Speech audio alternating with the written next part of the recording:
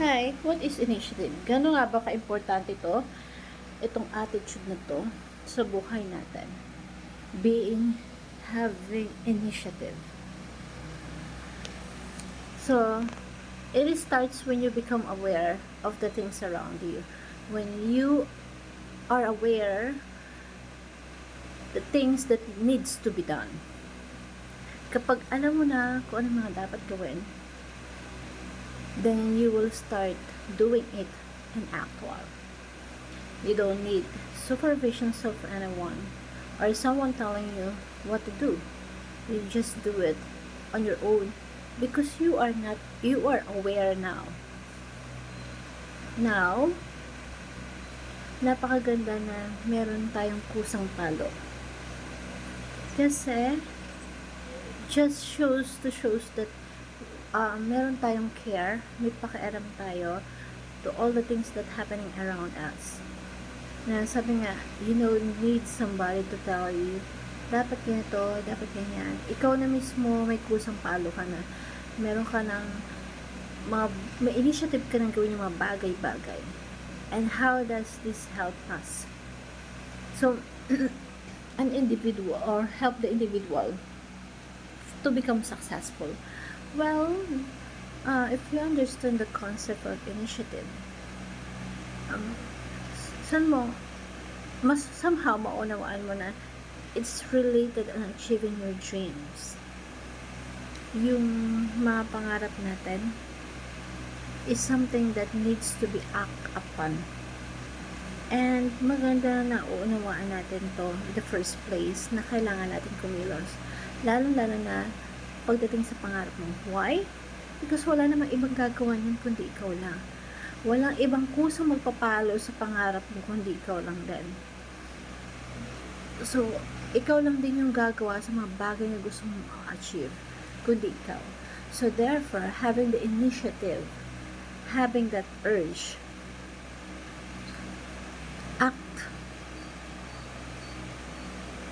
things that needs to be done even without the supervisions of someone telling you what needs to be done.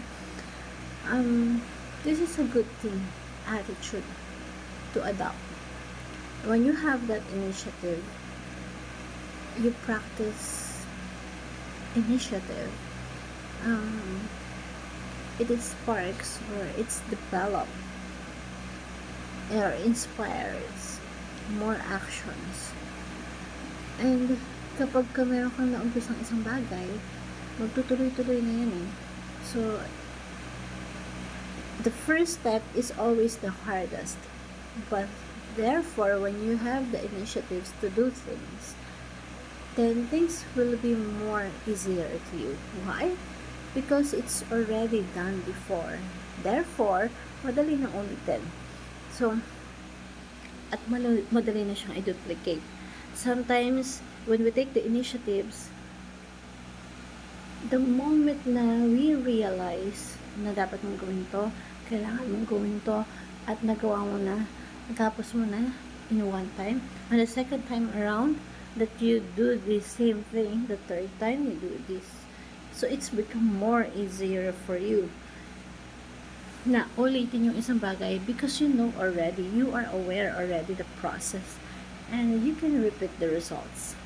Now, the effect is also external. So, dahil nagawa mo na siya, nakita ng iba, this is what you call merong call to action na it inspires others people to do what we are doing. So, we initiate something na this is the effect of internally or externally. They follow, they do what you are doing. At napakaganda na ito kasi because you're creating impact to other people. At alam natin na yung mga bagay na gusto natin ma-achieve ay magkakaroon ng magandang impact sa society.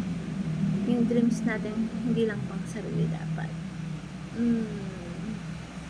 Mas maganda na yung dreams natin is kasama yung ibang tao. Na kapag inumpisa natin, it will inspire other na to do this thing. Marami tayong pangarap kasi napansarili lang. But upon acting on that, we can really help other people be inspired na to own up in their lives, to do the same, to recognize na walang ibang aabot na pangarap natin kundi ang sarili natin. So therefore, para na rin natin silang tinulungan na the moment we help ourselves, para na rin natin silang tinulungan na abutin yung pangarap natin. Kasi,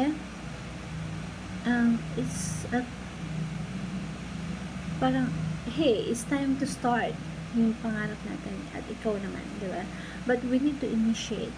We need to understand in the first place the things that needs to be done and how to do it by your own self and when to do it by your own self without any command or somebody telling you what to do.